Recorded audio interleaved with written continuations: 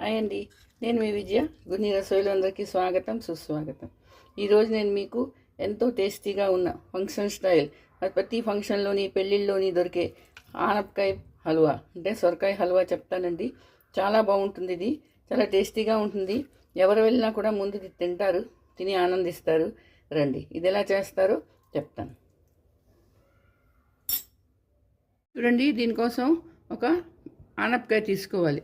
ఇది చాలా లేత ఆనపకాయ అండి. దీన్ని ఇప్పుడు ఏం చేస్తామంటే మొత్తం తొక్క తీసేయాలి. ఇగో ఇలా తీసేయాలండి. మొత్తం తొక్క తీసుకొని పక్కన పెట్టుకోవాలి. ఏం చేస్తామంటే ఒక పీలర్ తీసుకోవాలి. ఈ పెద్ద వేపు సైజ్ వేపు నుంచి ఇది మనం ఇలాగా కోరుకోవాలి.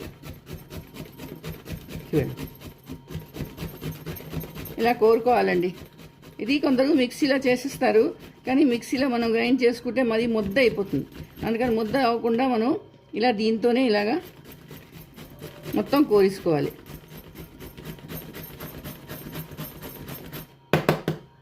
ఇలా రావాలి మొత్తం. చూసారా? చూడండి, ఇగో ఇలా కోరేసుకొని పెట్టుకోవాలి మొత్తం అంతాను. డ్రై ఫ్రూట్స్ తీసుకున్నాను. బాదాం, కాజు, పిస్తా, కిస్మిస్, యాలకుల ఇవి ఉండాలి.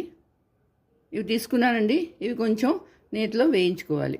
చూడండి, ఇప్పుడు మూకుడు పెట్టుకొని ఒక చెంచా నెయ్యి వేసుకున్నాను. వేసుకొని అందులోని ఈ డ్రై ఫ్రూట్స్ అన్నీ వేసుకొని వేయించుకోవాలి.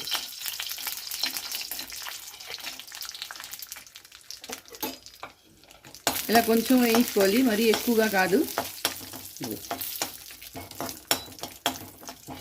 ఇలా కొంచెం వేయించుకోవాలి. వేయించుకొని పెట్టుకోవాలి, పక్కన పెట్టుకోవాలి. చాలా మంచి వాసన ఇస్తుందండి ఈ డ్రై ఫ్రూట్స్ నెయ్యిలో వేయిస్తే. ఇదిగో చూసారా? కొంచెం కిస్మిస్ పొంగగానే తీసేయాలి వీటిని.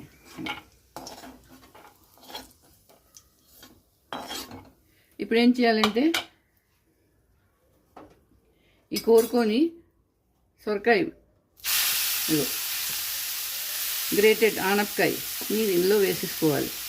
వేసుకొని ఒక మాట వేయించుకోవాలి.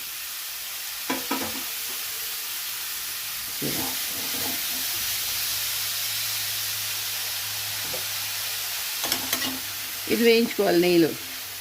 అంటే ఇంకొంచెం నెయ్యి వేసుకోవచ్చు.